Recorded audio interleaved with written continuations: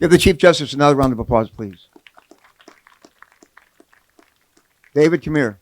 Come here, buddy. David, how much you get paid for this? How much did you get paid last year, the year before, next year? Zero. He does this out of love and duty. Give this man a great round of applause. Thank you, David. Thank you so much. Thank you. Look, if somebody goes to HB, anybody here from HB? Any young women from HB? Any young women in a blue shirt carrying a sign that says equality from HB? Oh, here's one. Come here. Come on over here. Come on. Yeah. Yeah, there you go. All right.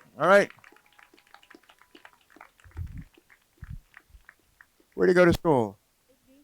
And what grade are you in? 7th. And what's your name? Bernard. What does your sign say? Equality. Give her a round of applause. All right.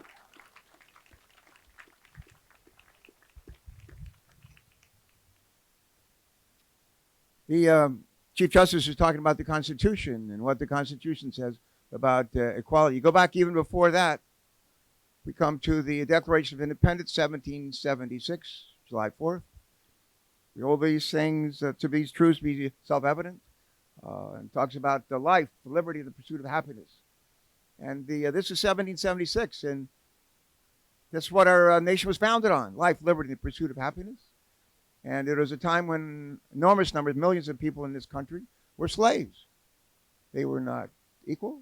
They were not treated equal. They couldn't vote. In many cases, couldn't own property. And yet, but the Constitution, the Declaration of Independence said, no, these people are equal. They didn't count as a real person, couldn't vote. They couldn't even count. When they were counting people eligible to vote, they didn't count them. And but anyway, we got through all that, and we got to a civil war in 1861, and a war between the states. Lincoln was our president. And Lincoln issued the Emancipation Proclamation.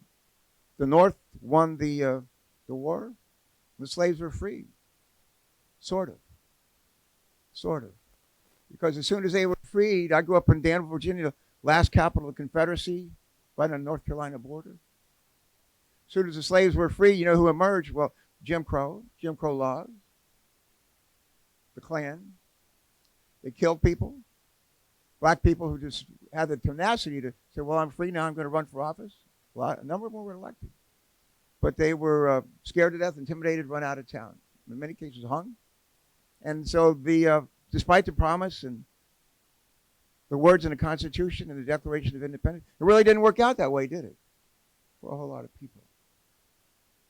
And later on, we would find ourselves in a World War, First World War, Second World War, and a guy named Harry Truman became our president, and he integrated the military. He was president about the time that this case was being heard in the Supreme Court, in the local courts here in Delaware, and later on the Supreme Court. This decision was rendered in 1952, I think affirmed in 54. And was everything okay after that? Well, not exactly. We have a lot of kids who, they walked into first grade or second or third grade, and other kids in their classroom could read, they could write, they knew math. And a lot of kids who are sitting next to them in their school could do none of that. They weren't prepared for success. They hadn't had the chance that everybody else, a lot of other kids, especially white kids, have. Today, something is, and we have had a black president, Barack Obama, our friend, Chris and I, and Lisa, our friend. And you know what? At the same time, after we've gone through all of this, as Chris, Senator Soons, and our Congresswoman know, and our governor know, there are people in, I think, over 30 states that are trying to enact laws to suppress voters. The kind of stuff that I saw as a kid growing up in Danville, Virginia, last capital of the Confederacy, where you had to own land in order to be able to vote. You had to pass some kind of litmus, the literacy test in order to be able to vote. And if you happen to be black, good luck. If you didn't own any property, good luck. And we're seeing this played out again in real time right before us. And we can't let it happen. We could not let it happen.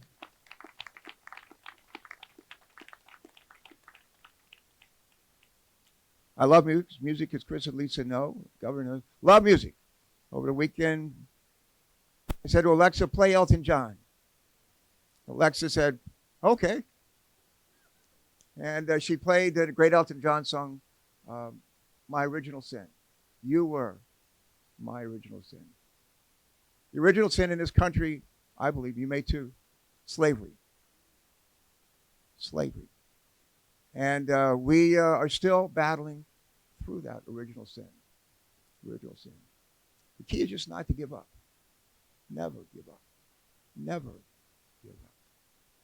I'll close with the words of Harry Truman. Harry Truman used to say, the only thing new in the world, a history we forgot or never learned. Think about that. The only thing new in the world is a history we forgot or never learned. A lot of history right here today. We're here. We're living it. We're like standing on the shoulders of giants who came before us.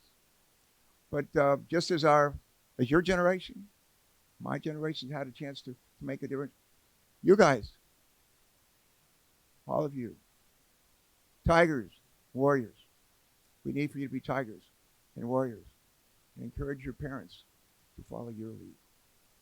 God bless you all. Thank you so much. Thank you. Thank you.